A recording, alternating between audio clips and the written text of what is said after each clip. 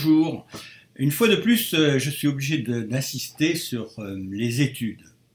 Parce que je reçois beaucoup de coups de téléphone et autres, euh, de la part de parents, et notamment de mamans, qui sont affolées en disant mon fils, il n'obtiendra pas le bac, j'ai beau voir les enseignants, faire en sorte de le soutenir au maximum.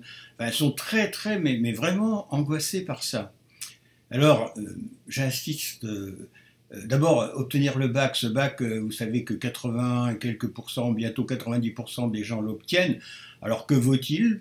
Je me le demande maintenant, mais ce n'est pas le but de mon message là.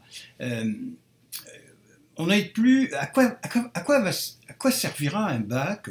À partir du moment où vous savez lire, écrire et compter, je dirais presque que ça suffit parce que on n'est plus dans une époque où l'enseignement est un enseignement un peu, vous savez, qui descend, un peu comme l'ordre du patron vers les employés.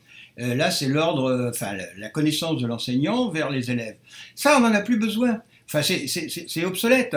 D'autant que, soi-disant que ces bacs vont après permettre de s'orienter ou d'aller vers d'autres des professions, mais les professions qui existent actuellement, dans les 15 ans qui viennent, même pas peut-être, la plupart auront disparu. Donc vous voyez que c'est une perte de temps. Quand on a besoin, avant il fallait tout apprendre par cœur ou chercher dans les livres quand on avait besoin d'un renseignement, enfin d'une connaissance qui nous manquait. Alors qu'à l'heure actuelle, il suffit de savoir lire pour être avec les réseaux, avec Internet, tous les médias qui existent. Vous cliquez et vous cherchez et vous allez tout de suite avoir cette connaissance qui vous manquait. Donc vous voyez bien qu'on peut très bien réussir sans bac. Il suffirait, je parle pour les enfants dyslexiques, pas pour les autres, mais il suffit de développer la curiosité de votre enfant, de stimuler sa curiosité, de stimuler sa confiance en lui, en lui expliquant ce que je suis en train de vous dire, plus simplement peut-être, hein, mais lui dire te prends pas la tête, c'est pas la peine d'emmagasiner toute cette information descendante, verticale, elle n'existe plus, c'est fini, ça, on la trouve, on est en horizontal maintenant, on cherche à droite, à gauche et on trouve. Il suffit d'être curieux, alors développer sa curiosité, développer sa créativité.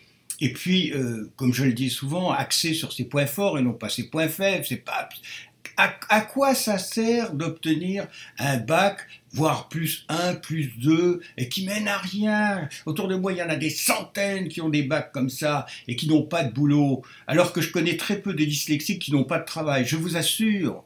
Hein, est-ce que Laurent Voulzy n'a pas réussi en étant dyslexique? Est-ce que Vanessa Paradis n'a pas réussi? Est-ce que, etc. Vous voyez, je prends parmi les artistes, mais il y en a d'autres. Hein.